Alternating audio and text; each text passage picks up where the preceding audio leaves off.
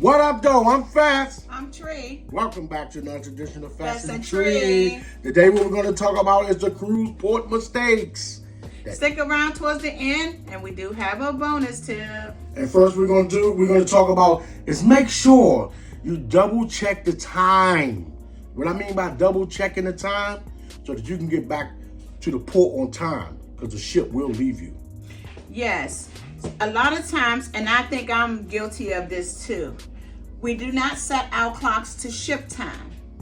So, which means whatever the ship time says going out the door, make sure your clock and look at your clock and their clock and make sure it does match. Going to different islands, you switching time zones all the time. So you just want to make sure that your clock and their clock is the same. So if they say be back at 3 o'clock, you want to get there at least by 2:30. I always give myself an hour or 30 minutes to get back because I don't want to get left. They're on a time frame. They have to be at these different islands at different times. And if they're late, I think it costs them. So again, you want to make sure that you're back on the ship at the boarding time that they tell you. And also, when you go out that gangway at the back door, I call it, it's probably not the back door, but I call it the back door. They usually have some type of billboard, like stand-up billboard telling you, be back at this time, 2 o'clock, 3 o'clock. They also make the announcement to be back at a certain time. Pay attention because you don't want to miss out because you got to be back the same time they tell you to. A little early. I won't say the same time, just a little earlier. Because you don't want to get left. Because guess who you're going to be? Pier runners. Next, you're going to, when you're getting off the ship on the ports, the different ports, look for the bargains. Just don't buy the first thing you see. That's right. Shop around. There are bargains. They're willing to strike a deal with you. So look around. Look at the bargains. See where you can bargain shop. Because the thing is, when you're buying souvenirs, you don't want to spend $30 for a t-shirt. You could spend that for $5. I mean, $5 a t-shirt. Or $10. $10 a t-shirt. Or whatever. That way you'll have 5 t-shirts for the price you're going to pay for one. Because most of the stores down there are owned by the same people. Yes. So the further you go down, the cheaper the price be. So. Because, and I learned, and this is a side conversation, I learned getting off the ship and going to the ports, the closer in on the ship that you shop, the higher it is. The further out, like if you getting off and you're on the strip and you're getting off the ship, you're going out the gate and you're walking down the street, the first store you see, they're always going to be the highest store. Why? Because that's what you see. If you take the time to walk down that strip, a little further down to different stores, you might find that same item, but it's going to be cheaper. Sure is.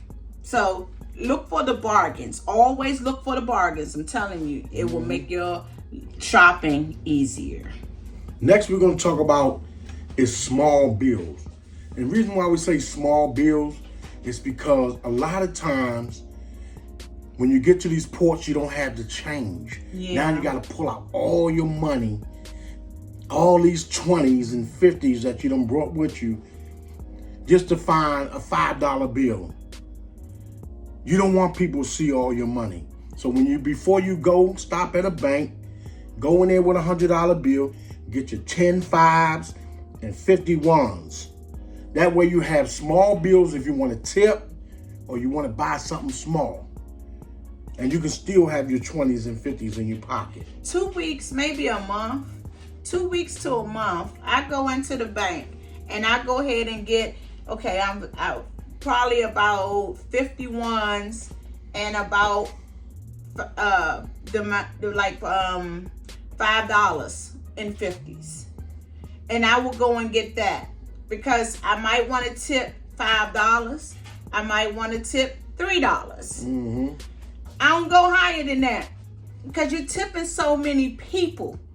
And if I tip $10, $20, my tip money gonna be gone soon. You're I want to spending money. spread the money and spread the love. So again, I tip very low because you got to tip so many people. So many people. That's helping you.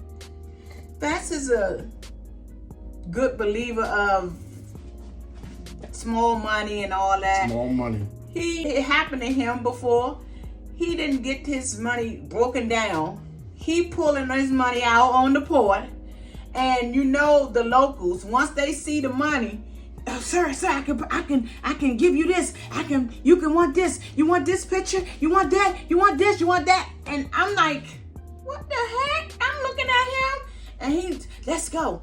Because he don't break his money down. And I tell him all the time, break your money down. So that's why that's very important to him, because he does not do that. So again, have small bills. Next, we're going to talk about booking.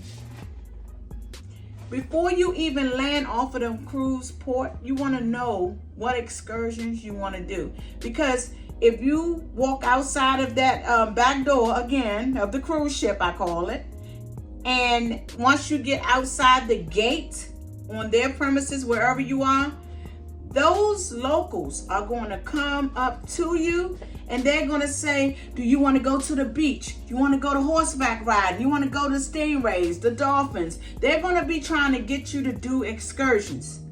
They are okay. A lot of people do them, but guess what? They have to guarantee that you're going to be back to that ship at 3 o'clock or whatever time that ship time said. So if you take those excursions from those people on the outside, ask them, ship time is 3 o'clock. Will we be back by then? At least by 2.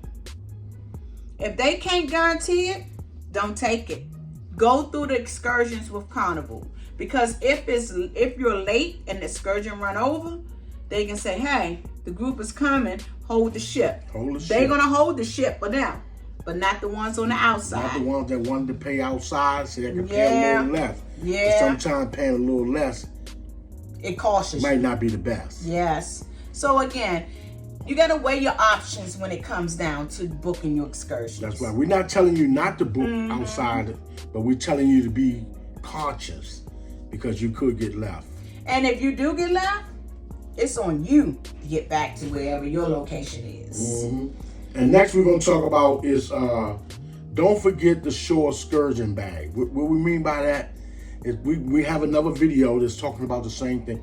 It's put in there the things that you really need, like a bottle of water, if you like your little chopstick, your suntan lotion, your gloves that you might use for the motorcycles. Your hats, your goggles.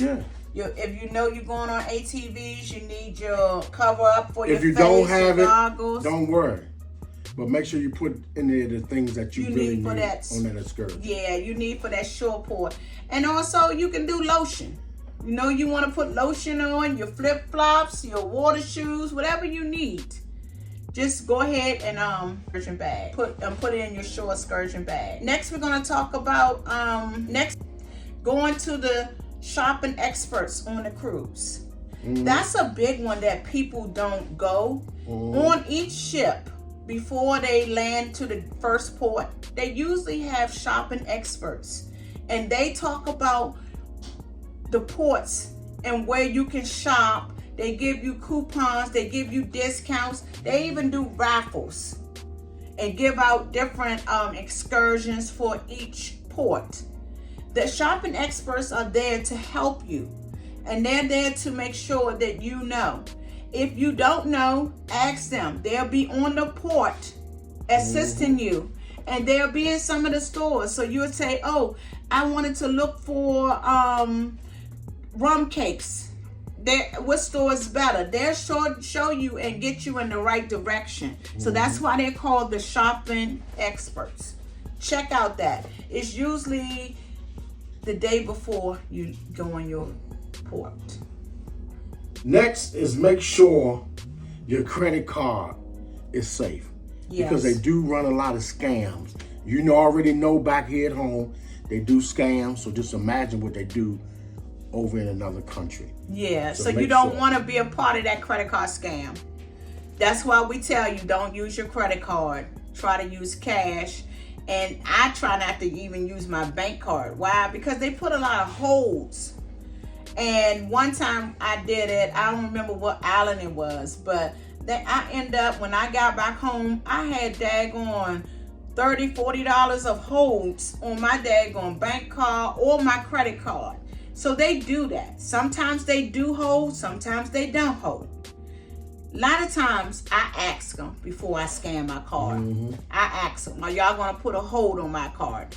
And they tell you. If they say yes, I pull my cash out because I don't want no problems in that area. And them scamming me, trying to take my numbers and use it later. So again, be aware of the credit card scams because they're out here.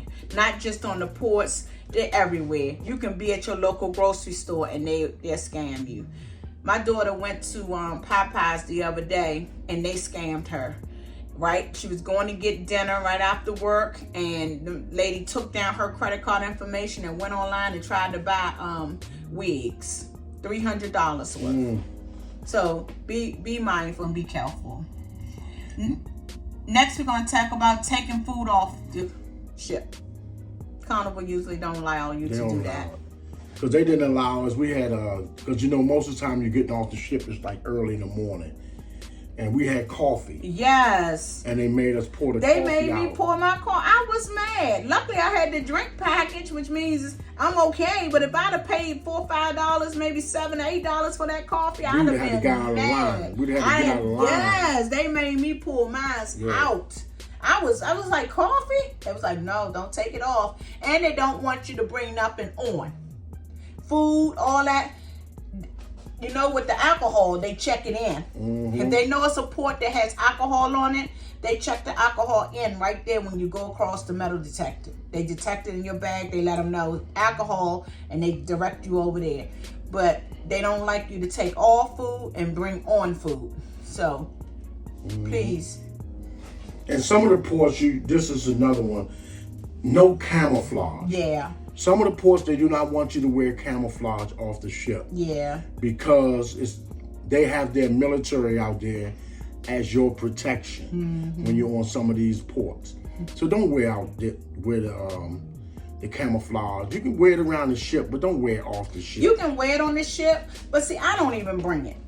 I don't even deal with it. You can wear it on the ship. There's no law saying you can't. But I just don't even bring it because I don't want no problems. I just wear it at home. But again, don't wear camouflage because they will turn you away. If you like this video, give us a thumbs up. Let us know. The bonus tip of today is download the Carnival Hub app. And that's something we always talk about. Yeah. You're going to always hear it. You're going to always say, oh, Fast and Treat always say that. And I forgot to download the Carnival Hub app. Yes. Make sure you download the Carnival Hub app because I'm going to tell you, it is very, very important to you. Not to me. It's going to be important to you because I'm not going to forget to download mine again. So down below, there's a link and there will be arrows pointing down below the Amazon store link. Check it out. Check it out. It might be something you might need for your next cruise. Yep. Check out the Amazon link down below. Because you know you might need those water shoes, and it's down there in that link. Yeah, for them cruise. So go down there and check it out. Because you don't want to make mistakes.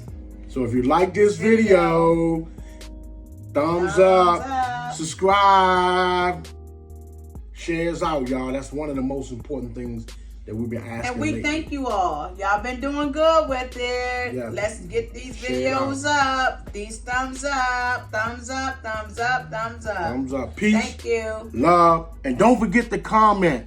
Subscribe. Cruising.